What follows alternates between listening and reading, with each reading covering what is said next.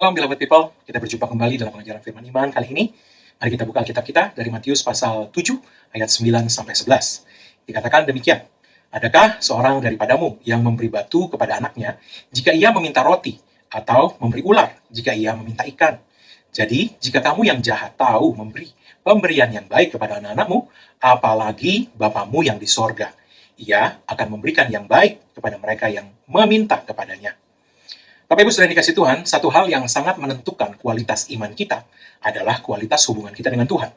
Dan yang saya maksud di sini bukanlah soal seberapa kuat usaha kita dalam berusaha membangun hubungan dengan Tuhan. Sebab sesungguhnya hubungan kita dengan Tuhan dari sisi Allah telah ada dalam posisi yang terbaik oleh karena Kristus telah memperdamaikan kita dengan Allah lewat penebusannya.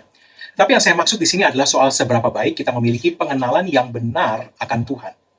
Kualitas suatu hubungan tidak akan dapat lebih baik dari kualitas pengenalan kita akan pribadi dalam hubungan tersebut. Jika kita memiliki pengenalan yang salah, maka kita akan memiliki banyak prasangka yang salah juga mengenai pribadi dalam hubungan kita itu. Demikian juga sebaliknya, jika kita memiliki pengenalan yang benar akan pribadi dalam hubungan tersebut, maka kita tidak akan memiliki prasangka yang salah, tapi justru memiliki ekspektasi yang benar mengenai pribadi itu. Tentu saja kita dapat melihat dengan jelas bahwa hal ini pasti akan mempengaruhi bagaimana kepercayaan kita kepada pribadi tersebut. Prasangka yang salah akan menyebabkan kita sulit mempercayai pribadi dalam hubungan kita itu. Sebaliknya, pengenalan yang benar akan membuat kita dapat mempercayai pribadi itu. Jadi, adalah sangat penting untuk memiliki pengenalan yang benar akan Tuhan, sebab itu akan jelas mempengaruhi kualitas iman kita. Hosea 4 ayat 6 mengatakan, umatku binasa karena tidak mengenal Allah. Sebaliknya, 2 Petrus 1 ayat 2 mengatakan, kasih karunia dan damai sejahtera melimpahi kamu oleh pengenalan akan Allah dan akan Yesus Tuhan kita. Dari kedua ayat di atas, kita dapat melihat dengan jelas kebenaran ini. Pengenalan yang benar akan Tuhan akan menghasilkan damai sejahtera, disertai kasih karunia bagi orang yang memilikinya. Dan sebaliknya, tanpa pengenalan yang benar, bahkan umat Tuhan pun mengalami kebinasaan. Jadi sekali lagi adalah sangat penting untuk memiliki pengenalan yang benar akan Tuhan. Satu hal penting yang seringkali kurang dimengerti oleh anak-anak Tuhan adalah mengenai pribadi Allah Bapa kita. Seperti apa dia dan bagaimana sikapnya terhadap kita, anak-anaknya. Waktu saya masih kecil, karena kekurangpahaman saya mengenai pribadi Allah Bapa, saya memiliki suatu prasangka bahwa Allah Bapa adalah seperti seorang hakim yang maha adil, dengan mata yang selalu mengawasi saya, entah saya melakukan hal yang benar atau hal yang salah. Saya membayangkan dia duduk di tahtanya di tempat yang maha tinggi dengan pecut atau tongkat di tangan, siap menghukum atau menghajar saya jika saya salah.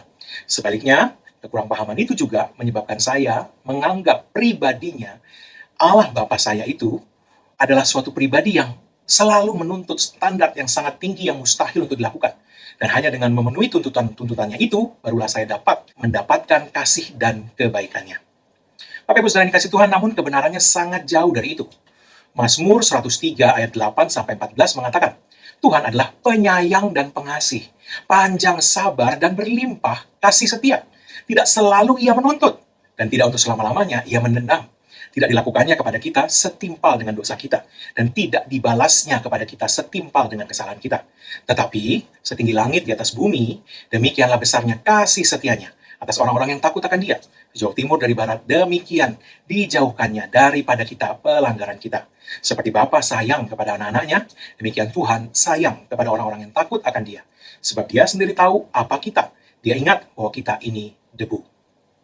Dalam Efesus 1 ayat 5-8, firman Tuhan mengatakan, maka ia sudah menentukan terlebih dahulu bahwa melalui Yesus Kristus, ia akan mengangkat kita menjadi anak-anaknya sendiri. Dan memang itulah yang ingin dilakukannya. Dan pujilah Allah yang agung, karena melalui anaknya yang tercinta, ia sangat mengasihi kita. Sebab oleh kematian Kristus, kita dibebaskan oleh Allah. Berarti, ia sudah mengampuni kita dari dosa-dosa kita. Ia melakukan itu karena ia sangat mengasihi kita. Dan kasih itu dilimpahkannya kepada kita dengan penuh kebijaksanaan dan pengertian. Ini dari terjemahan bahasa Indonesia sehari-hari. Nah, Yesus sendiri berkata dalam Yohanes 17 ayat 23 mengenai betapa besarnya kasih Bapa kepada kita. Dikatakan, aku di dalam mereka dan engkau di dalam aku supaya mereka sempurna menjadi satu. Agar dunia tahu bahwa engkau yang telah mengutus aku. Dan bahwa engkau mengasihi mereka sama seperti engkau mengasihi aku. Ini perkataan Yesus. Yesus berkata bahwa Bapa mengasihi kita sama seperti Bapa mengasihi Yesus. Bapa sangat mengasihi kita, dan kasih itu dilimpahkannya kepada kita. Bapak Ibu Saudara yang dikasih Tuhan, ayat nas kita hari ini mengatakan bahwa tidak hanya Allah mengasihi kita, Dia juga adalah Bapa yang sangat baik kepada kita. Dikatakan dalam Matius 7 ayat 9-11 demikian. Adakah seorang daripadamu yang memberi batu kepada anaknya jika ia meminta roti, atau memberi ular jika ia meminta ikan? Jadi jika kamu yang jahat tahu memberi pemberian yang baik kepada anak-anakmu, apalagi Bapamu yang di sorga, apalagi Bapamu yang di sorga. Jadi betapa baiknya Dia. Ia akan memberikan yang baik kepada mereka yang meminta kepadanya. Sekali lagi saya bacakan apa yang Yesus katakan mengenai Allah Bapa kita. Jadi, jika kamu yang jahat tahu memberi pemberian yang baik kepada anak-anakmu, apalagi Bapamu yang di sorga. Ia akan memberikan yang baik kepada mereka yang meminta kepadanya. Jadi Allah Bapa kita itu sangat-sangat mengasihi kita. Dan Dia juga sangat-sangat baik kepada kita. Yesus menekankan kebenaran ini dengan mengatakan kalimat tadi, bahwa jika kita ini yang jahat tahu memberi pemberian yang baik kepada anak-anak kita, terlebih lagi Bapa kita yang di sorga, Dia pasti akan memberikan yang terbaik kepada setiap anak-anaknya, karena Dia bukan hanya baik, Dia jauh lebih baik daripada kita.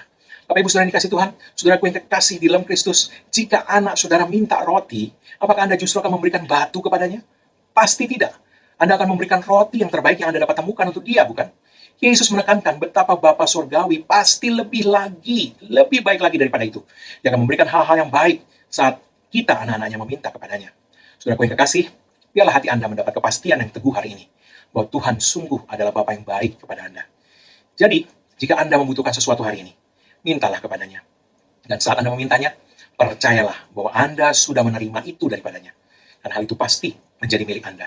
Markus 11 ayat 24 mengatakan, karena itu aku berkata kepadamu, apa saja yang kamu minta dan doakan, percayalah bahwa kamu telah menerimanya. Maka hal itu akan diberikan kepadamu.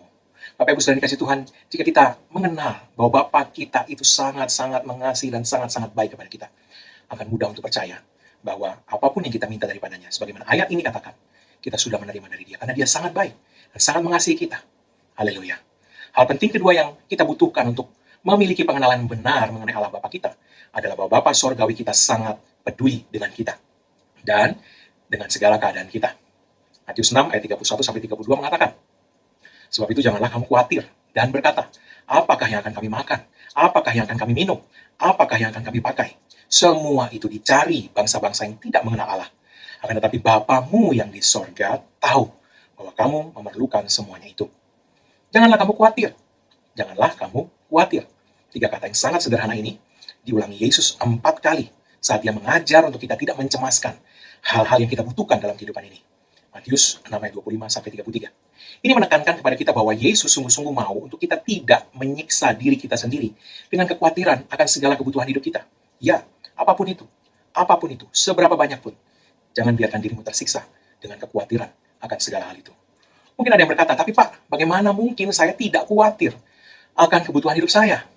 Saudaraku yang kekasih, kita dapat memilih untuk tidak khawatir, sebab Tuhan Yesus sendiri yang memberikan penegasan kepada kita, bahwa Bapa kita yang di sorga tahu bahwa kita memerlukan semuanya itu. Dan Dia pasti menyediakan hal itu untuk kita. Bukankah sebelumnya kita sudah mendapat penegasan firman Tuhan, bahwa jika kamu yang jahat tahu memberi pemberian yang baik kepada anak-anakmu, apalagi Bapamu yang di sorga, Ia akan memberikan yang baik kepada mereka yang meminta kepadanya. Yesus mengatakan, kalau anakmu minta roti, tidak mungkin kamu berikan batu. Atau kalau dia minta ikan, tidak mungkin kamu berikan ular. Bapa kita yang di sorga lebih lagi daripada itu. Artinya kalau Anda minta penyediaan supranatural, pasti Dia memberikan itu. Kalau Anda minta terobosan finansial, pasti Dia memberikan itu.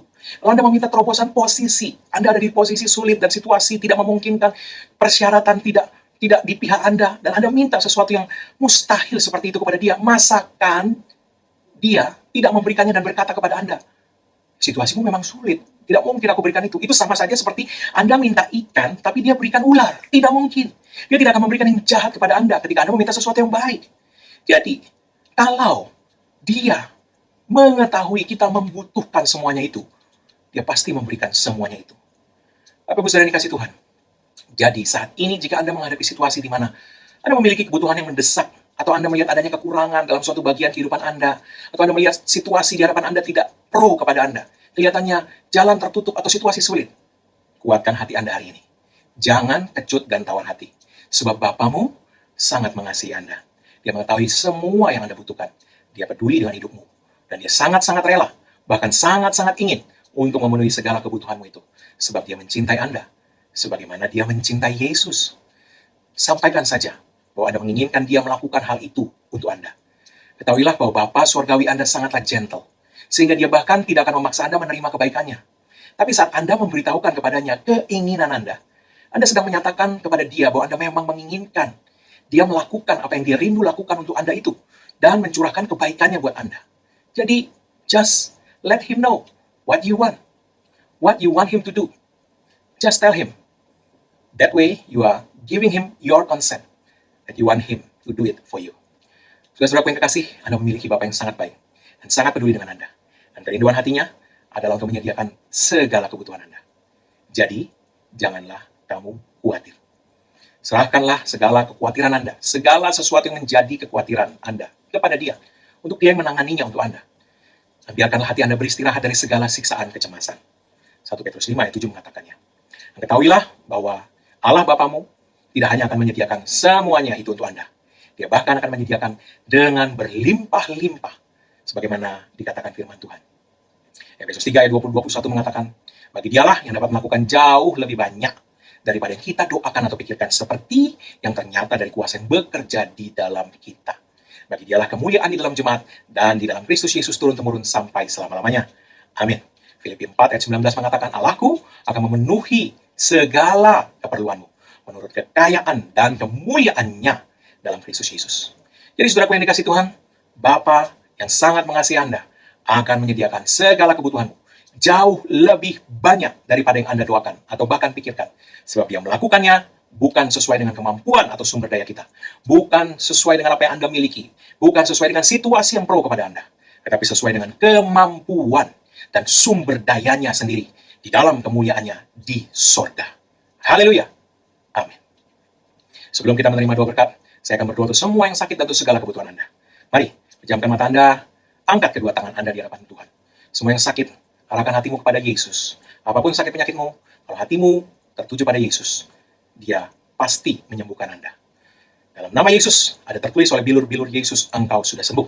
Oleh sebab itu, dalam nama Yesus, iblis, angkat setiap gejala palsu yang kamu coba tunjukkan pada tubuh anak-anak Tuhan ini dengan tujuan untuk membuat mereka meragukan kebenaran firman Tuhan. Menyingkir daripada mereka. Dalam nama Yesus, aku hancurkan kuasa sakit, penyakit, dan kelemahan tubuh. Dan dalam nama Yesus, aku perkatakan kesehatan ilahi yang sempurna, kesembuhan ilahi yang sempurna, dan pemulihan sempurna. Dalam nama Yesus. Bapak Ibu sekalian kasih Tuhan, untuk Anda yang memiliki kebutuhan apapun saat ini, mari angkat kedua tanganmu di hadapan Tuhan. Ada tertulis, Allahku memenuhi segala kebutuhanmu menurut kekayaan dan kemuliaannya dalam Kristus Yesus. Karena itu dalam nama Yesus, iblis, hentikan setiap pekerjaanmu berusaha mencuri dari hidup anak-anak Tuhan ini, tinggalkan mereka. Malaikat Tuhan, dalam nama Yesus aku perintahkan, para roh yang melayani pewaris kerajaan Allah, pastikan setiap suplai supranatural dari Bapa Surgawi yang sangat mengasihi anak-anaknya ini, sampai kepada tiap-tiap orang, apapun kebutuhan mereka itu. Dalam nama Yesus aku perkatakan segala kebutuhanmu terpenuhi menurut kekayaan dan kemuliaan Tuhan di sorga. Amin. Mari sekarang tiba saatnya kita menerima berkat dari Tuhan. Sekali lagi angkat kedua tangan kita di hadapan Tuhan, dan terimalah berkat Tuhan. Karena Yesus Kristus telah kerjakan bagi kita di kayu salib. Karena curahan darahnya, karena penebusannya sempurna. Maka sekarang tidak ada lagi penghukuman bagi setiap orang yang ada dalam Kristus Yesus. Engkau telah ditebus dan harganya telah dibayar lunas. Oleh sebab itu setiap kutuk tidak berlaku lagi dalam hidupmu. Yang ada hanyalah berkat Tuhan tercurah berlimpah-limpah memberkati engkau dalam segala hal. Oleh berkat Tuhan itu engkau naik terus tidak turun, kau jadi kepala bukan ekor. Dan apa yang disentuh tanganmu dibuat Tuhan berhasil. Dengan panjang umur Tuhan mengenyangkan engkau.